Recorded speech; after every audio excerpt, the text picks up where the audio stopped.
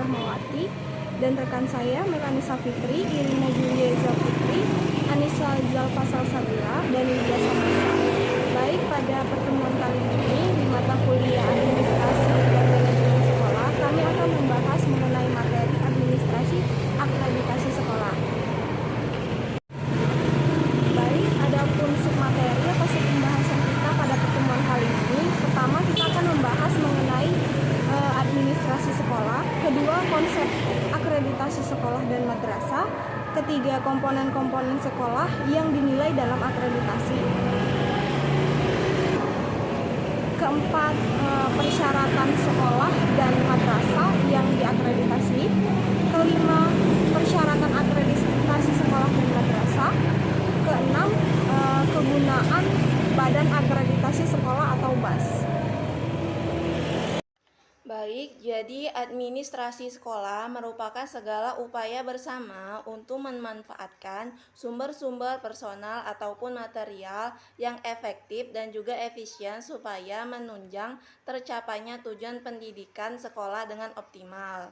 Nah, di dalam administrasi sekolah ini ada prinsip umum, yaitu sifatnya lebih praktis dan fleksibel sehingga bisa dilaksanakan sesuai berdasarkan kondisi maupun situasi yang nyata di sekolah. Sementara itu fungsinya sebagai sumber informasi dalam meningkatkan pengelolaan pendidikan dan juga dalam kegiatan belajar mengajar. Baik, materi selanjutnya yaitu pengertian akreditas nasional sekolah atau madrasah. Dalam Peraturan Menteri Pendidikan Nasional Nomor 59 Tahun 2012 tentang Badan Akreditas Nasional Sekolah atau Madrasah menyebutkan bahwa yang dimaksud akreditas sekolah atau madrasah adalah suatu kegiatan penilaian kelayakan suatu sekolah atau madrasah berdasarkan kriteria yang telah ditetapkan oleh BAN/SPM yang hasilnya diwujudkan dalam bentuk pengakuan peringkat kelayakan, sehingga dapat disimpulkan bahwa akreditas sekolah adalah kegiatan penilaian sekolah secara sistematis dan komprehensif melalui kegiatan evaluasi dini dan evaluasi eksternal untuk menentukan kelayakan dan kinerja sekolah yang dilakukan atas dasar kriteria yang bersifat terbuka. Baiklah, terima kasih. Assalamualaikum warahmatullahi wabarakatuh. Saya Melani Safitri. Di sini saya akan melanjutkan materi dari rekan saya sebelumnya. Jadi, tujuan akreditasi sekolah dan madrasah ialah agar penyelenggaraan pendidikan pada semua lingkup mengacu pada standar nasional pendidikan. Pemerintah melakukan akreditasi pada setiap jenjang dan satuan pendidikan untuk menentukan kelayakan program dan atau satuan pendidikan.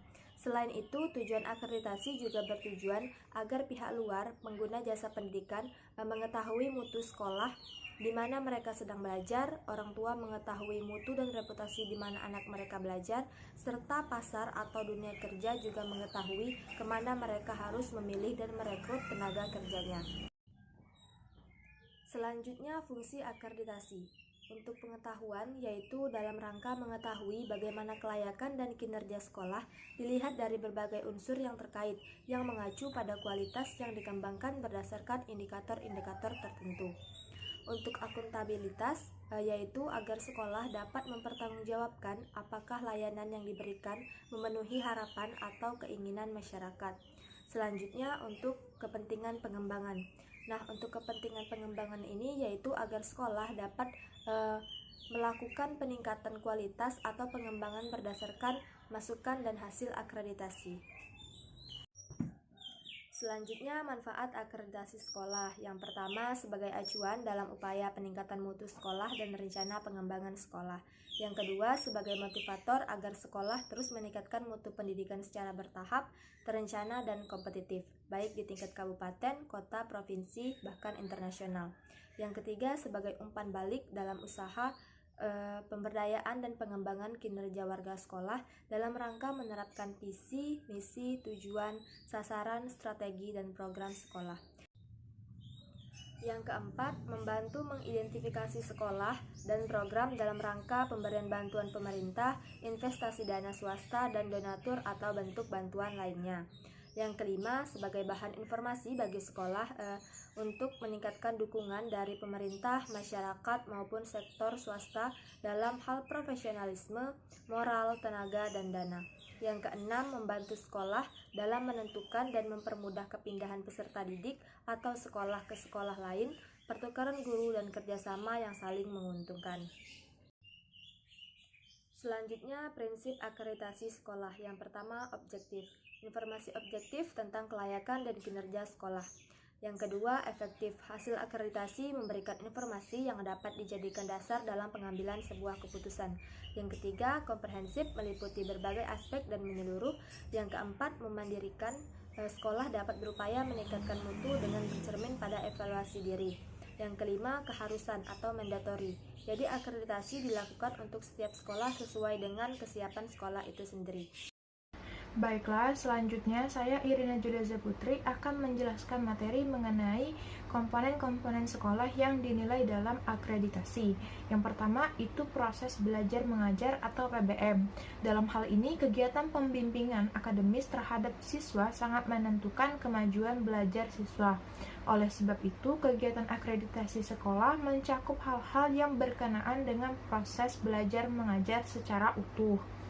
Nah, dalam komponen belajar mengajar ini dijabarkan dalam sub-sub komponen seperti yang pertama, perencanaan proses belajar mengajar yang dianggap sangat penting untuk dicermati dalam akreditasi sekolah, yang meliputi kesesuaian perencanaan proses belajar mengajar dengan visi dan misi sekolah, lalu pelaksanaan program kulikuler. Pelaksanaan program kulikuler ini merupakan inti dari proses belajar mengajar yang harus diperhatikan dalam akreditasi sekolah. Dalam hal ini meliputi kegiatan siswa, kegiatan guru, interaksi belajar mengajar, lalu selanjutnya itu pelaksanaan program ekstrakurikuler yang meliputi kegiatan siswa, kegiatan guru, dan interaksi belajar mengajar. Lalu hasil. Nah, hasil yang dimaksud di sini adalah hasil atau outcome yang dicapai dalam proses belajar mengajar. Secara garis besar dapat menggambarkan mutu atau kualitas dari suatu sekolah, baik itu rendah maupun tinggi. Hal ini meliputi nilai, lalu ujian akhir nasional, nilai ujian akhir sekolah, prestasi non-akademik, sikap dan kepribadian siswa, dan tinggal kelas. Dan yang terakhir itu dampak. Dampak yang dicapai dari proses belajar mengajar. Nah, diantaranya itu penerimaan siswa, keterterimaan di jenjang pendidikan, lalu drop out atau putus sekolah. Selanjutnya itu sumber daya yang meliputi sarana dan prasarana pendidikan berupa perlengkapan dan peralatan pendidikan yang dimiliki serta dimanfaatkan dalam mendukung proses belajar mengajar seperti tanah dan gedung, ruang, baik kelas, perpustakaan, laboratorium, dan ruang lainnya. Lalu peralatan olahraga, alat peraga, komputer, dan sarana lainnya.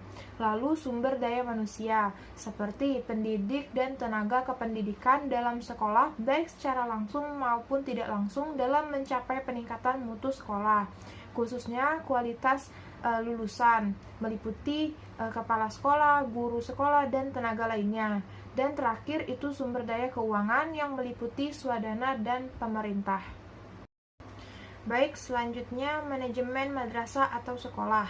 Kemampuan kepala sekolah serta seluruh perangkat dalam menyusun perencanaan, mengkoordinasikan dan mengelola sumber daya yang tersedia menentukan bagi keberhasilan dalam menjaga dan meningkatkan mutu sekolah. Hal ini meliputi yang pertama manajemen sarana dan prasarana. Nah, manajemen sarana dan prasarana ini terdiri dari perencanaan, adanya tujuan, rencana jangka panjang, dan rencana tahunan. Yang kedua itu pemanfaatan kelas atau ruang guru, laboratorium, perpustakaan, sarana atau alat. Dan yang ketiga pengendalian, seperti pemantauan penggunaan ruang, kebersihan, perbaikan, perawatan. Dan yang kedua itu manajemen sumber daya manusia yang meliputi yang pertama perencanaan sumber daya manusia, tujuan dan rencana pengembangan jangka pendek dan jangka panjang. Yang kedua, pengorganisasian sumber daya manusia, penempatan pengoptimalan tugas dan fungsi, pemerataan beban tugas. Dan yang ketiga, pengarahan sumber daya manusia, yaitu pembinaan sistemik, mekanisme penghargaan dan sanksi, dan penegakan aturan. Yang keempat, pengendalian sumber daya manusia meliputi panduan monitoring, rekomendasi, dan tindak lanjut.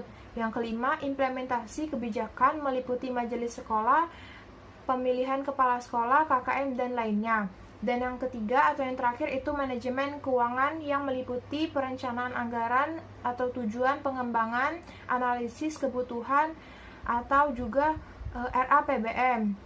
Lalu pelaksanaan aturan penggunaan anggaran, dokumen dana dan masuk, keluar dan masuk, transparansi dari penganggaran, dan yang ketiga itu laporan dan pertanggungjawaban. Baiklah, selanjutnya yang terakhir itu kultur dan lingkungan. Kultur dan lingkungan pendidikan yang efektif selalu ditandai dengan suasana dan kebiasaan kondusif untuk kegiatan belajar baik secara fisik, sosial, mental, psikologis maupun spiritual. Nah, komponen ini dibagi menjadi yang pertama, suasana keislaman yang meliputi kondisi fisik yang islami, kegiatan-kegiatan yang islami, lalu suasana sosial yang juga meliputi yang pertama hubungan sekolah atau sekolah dengan masyarakat, hubungan sekolah atau madrasah dengan lembaga pendidikan lain, dan peran komite sekolah atau madrasah. Baiklah, selanjutnya akan dijelaskan oleh rekan saya. Terima kasih. Baiklah, perkenalkan saya Anissa Zalfa Salsabila. Di sini saya akan menjelaskan materi mengenai persyaratan sekolah dan madrasah yang diakreditasi. Untuk memperoleh pengakuan status dan tingkat kelayakan sekolah atau madrasah melalui akreditasi, sekurang-kurangnya satuan pendidikan madrasah atau sekolah harus telah memenuhi persyaratan sebagai lembaga penyelenggara pendidikan, yaitu 1. Tersedianya komponen penyelenggara pendidikan dan pengajaran pada satuan pendidikan yang terdiri dari kepala sekolah, pendidik, dan tenaga kependidikan yang terdiri dari sekurang-kurangnya seorang guru untuk setiap kelas bagi madrasah atau sekolah, 10 guru untuk masing-masing mata pelajaran bagi MTS SMP dan SMA SMA, dan untuk siswa sekurang-kurangnya 10 orang setiap tingkatan kurikulum yang diterapkan, ruang belajar, buku pelajaran, peralatan, dan media pendidikan yang diperlukan, serta sumber dana tetap. Yang kedua, penyelenggara pendidikan, baik itu dari pemerintah maupun dari masyarakat, harus berbentuk yayasan atau organisasi sosial yang berbadan hukum. Kemudian yang ketiga, telah memiliki piagam terdaftar atau izin operasional penyelenggaraan pendidikan madrasah dan sekolah dari instansi yang berwenang. Yang keempat, sekolah atau madrasah memiliki surat keputusan kelembagaan unit pelaksanaan teknis atau UPT sekolah. Jadi secara umum, pedoman penilaian akreditasi ini meliputi kedua aspek. Yang pertama, dari segi kelembagaan meliputi organisasi, sarana dan prasarana, keuangan, dan tenaga pendidikan. Kemudian yang kedua, dari segi akademik yang meliputi kurikulum, guru dan siswa, perpustakaan, dan penyelenggara. Selanjutnya, prosedur akreditasi sekolah dan madrasah. Nah, segala hal baik formal maupun informal pasti mempunyai prosedur yang harus diikuti. Terlebih dalam hal akreditasi sekolah, penilaian akreditasi dilaksanakan melalui prosedur sebagai berikut. Yang pertama, mengajukan permohonan akreditasi dari sekolah kepada lembaga atau badan pelaksana akreditasi yang telah ditentukan. Adapun badan pelaksana akreditasi sekolah ini terdiri dari yang pertama, Badan Akreditasi Nasional Sekolah atau Madrasah yang merupakan badan non-struktural yang secara teknis bersifat independen dan profesional yang memiliki kewenangan untuk menetapkan kebijakan, standar, sistem, dan perangkat akreditasi secara nasional. Kemudian yang kedua, Badan Akreditasi Provinsi Sekolah atau Madrasah yang memiliki kewenangan untuk melaksanakan kegiatan akreditasi SMP, MTS, SMA, MA, SMK, dan SLB. Kemudian yang ketiga, Unit Pelaksana Akreditasi atau UPA Kabupaten atau Kota. Kemudian prosedur yang kedua yaitu evaluasi diri oleh sekolah. Evaluasi diri ini merupakan upaya sistematis untuk memperoleh data dan informasi yang valid dari fakta yang dilakukan oleh sekolah yang bersangkutan, sehingga diperoleh gambaran menyeluruh tentang keadaan sekolah untuk dipergunakan dalam rangka pengambilan tindakan manajemen bagi pengembangan sekolah. Tujuan evaluasi diri ini adalah untuk mendapatkan informasi yang objektif, transparan, dan akuntabel dari sekolah yang diakreditasi. Sedangkan fungsi evaluasi diri ini adalah sebagai penilaian pertama untuk menentukan kelayakan sekolah dibandingkan dengan standar kelayakan nasional. Kegiatan evaluasi diri tidak boleh dilakukan secara sembarangan, tetapi harus berdasarkan kondisi nyata sekolah. Oleh karena itu, agar diperoleh data evaluasi diri yang akurat dan objektif, maka kepala sekolah perlu melakukan koordinasi untuk melakukan pengisian instrumen evaluasi diri ini. Pengisian instrumen evaluasi diri disesuaikan dengan kebutuhan waktu, namun tidak melewati batas waktu yang telah ditentukan. Setelah pengisian instrumen evaluasi diri, sekolah harus menyerahkan kembali instrumen tersebut dengan melampirkan dokumen pendukung yang diperlukan. Sekian penjelasan materi dari saya. Penjelasan selanjutnya akan dijelaskan oleh rekan saya. Terima kasih. Yang ketiga, pengelolaan hasil evaluasi diri. Yang keempat, visitasi oleh asesor. Nah, visitasi asesor ini adalah kunjungan tim asesor ke sekolah dalam rangka pengamatan lapangan, wawancara dengan warga sekolah, verifikasi data pendukung, serta pendalaman hal-hal khusus yang berkaitan dengan komponen dan aspek akreditasi. Yang kelima, penetapan hasil akreditasi. Nah, setelah dilakukan visitasi terhadap sekolah, kemudian dikeluarkanlah hasil akreditasi. Yang keenam, pemberitahuan penerbitan sertifikat dan laporan akreditasi. Nah, sertifikat akreditasi sekolah adalah surat yang menyertakan pengakuan dan penghargaan terhadap sekolah atas status dan kelayakan sekolah. Yang kelima, penetapan hasil akreditasi. Nah, setelah dilakukan visitasi terhadap sekolah, kemudian dikeluarkanlah hasil akreditasi. Yang keenam, pemberitahuan penerbitan sertifikat dan laporan akreditasi.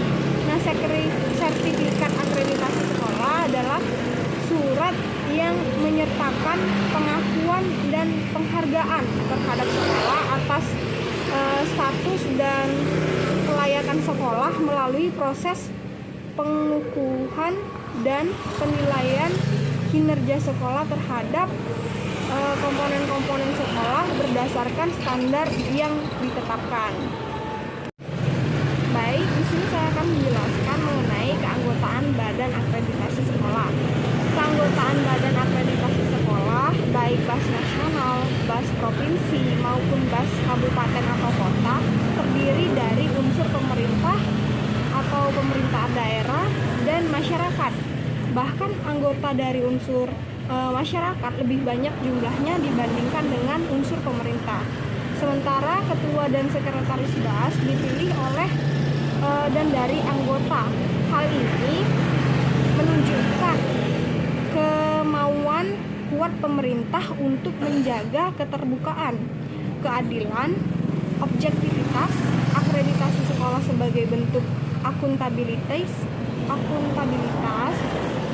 dilakukan secara objektif, adil, transparan, dan komprehensif dengan menggunakan instrumen dan kriteria yang mengacu kepada standar nasional. Baiklah, saya akan menyampaikan kesimpulan pada materi diskusi hari ini. Akreditasi sekolah adalah kegiatan penilaian atau asesmen sekolah secara sistematis dan komprehensif melalui kegiatan evaluasi diri dan evaluasi eksternal atau visitasi untuk menentukan kelayakan dan kinerja sekolah. Selain itu juga, akreditasi sekolah ini bertujuan untuk penyelenggaraan pendidikan pada semua lingkup agar mengacu pada standar nasional pendidikan. Baiklah, mungkin itu saja materi dari kelompok kami yang dapat disampaikan. Lebih dan kurangnya kami mohon maaf. Kami akhiri. Wassalamualaikum warahmatullahi wabarakatuh.